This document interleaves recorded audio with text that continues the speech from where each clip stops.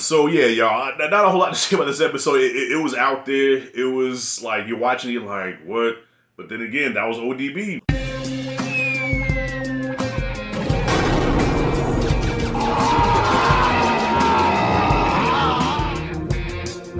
Alright, y'all, so I just finished Wu-Tang and American Saga, episode 3, season 3, episode 3, Dirty Dancing. Listen, y'all, I probably should have took a little bit more time to think about this episode before I shot this video because I'm kind of torn with it. And, of course, doing this for as long as I've been doing it, I'm usually thinking, okay, well, I wonder what other people are going to think about this. And I can see this episode kind of being split down the middle of people saying, well, it was a genius episode because it showed the essence of ODB. It showed the mind of ODB and how he thought and, just the way he saw the world. Like, his world was a blaxploitation movie, you know what I'm saying? And Mary Van Peebles really tried to capture the essence of ODB. Brilliant.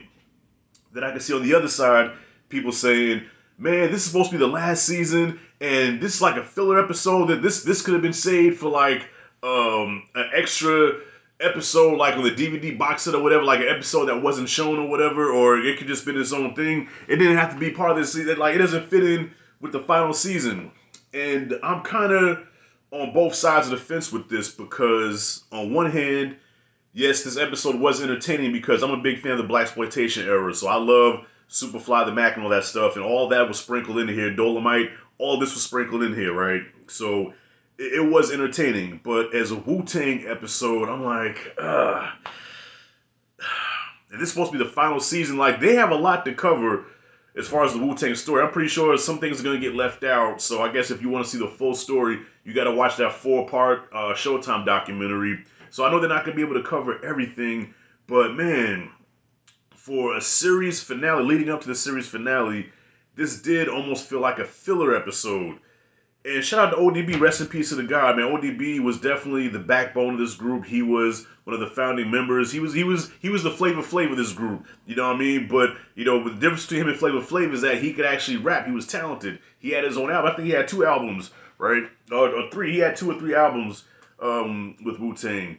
So I don't quite know how to feel about it, man. I think I gotta watch it again to really form an opinion. This is just like fresh off. Like, I just hit stop, got in front of the camera, in front of you all, and then talking about it. Now, the actor that plays ODB, I don't remember his name. He's doing a great job really capturing the spirit of ODB, But this was supposed to be about the making of Return of the 36 Chambers, his debut album, right? Now, in season 2, what Mario Van Peebles did brilliantly was he took the making of Protect Your Neck and used visuals and pop culture and just how everybody thought and how they put that song together. It was masterfully done. And in some ways, I feel like they was trying to do that with this episode as well, but you don't really hear a lot of ODB tracks from that album. You just see a movie.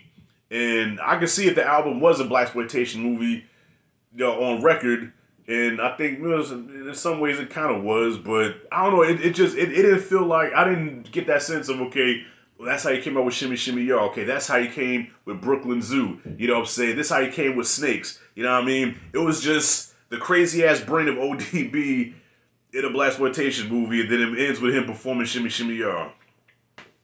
So I don't hate it. I don't hate this episode. I don't love this episode. It was cool to me. I'll watch it again just because, like I said, I'm a big fan of the blaxploitation era. And to me, the standout was your boy Divine as Priest from Superfly. When I say he looked just like Priest, he was funny as hell. I didn't know he had them comedic chops in him. He was the standout. And of course, they had Ghostface and Ray play the Lil Jon brothers performing what's that song called? Yeah, I forgot the name of that song. I just know it was in Jackie Brown. So yeah, y'all, not a whole lot to say about this episode. It was out there. It was like you're watching, you're like, what? But then again, that was ODB. That sometimes you listen to ODB and you're like, the fuck is wrong with this cat? If you want to see him at his weirdest, check out the remix of Who with Busta Rhymes, and they're all covered in like fucking paint and shit. That's probably the weirdest I've ever seen ODB, man. So yeah, Barry Van Peebles did a great job of capturing his essence, his spirit. But for a finale, a final season, I feel like this episode was filler and it wasn't needed. Okay, I want to see more of the drama that happened within the group. I want to see more of the camaraderie. I want to see all the behind the scenes. Okay, but man, I want this to be almost like a documentary where I want to be there. I want to be a fly on the wall when all this stuff is going down with the Wu. You know what I'm saying? The arguments, the fights, all that stuff. Now, I want to see all of that. Oh, and I forgot to mention Ashton Sanders. Yeah, he plays the club promoter. And I'm like, okay, so that's his actual voice. Because I always thought, because if you watch most of his movies, yeah, it's like a raspy, like a raspy kind of voice like this almost. But unless he was changing his voice again, but that sounds like that was his real voice that he was using for this episode. So I'm like, okay, so that raspy shit, yeah, don't do that. If you can make your voice regular, do that. Because RZA didn't talk like that, man.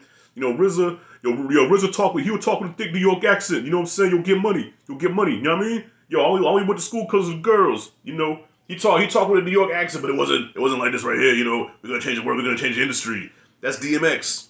You're not doing DMX. We're doing RZA.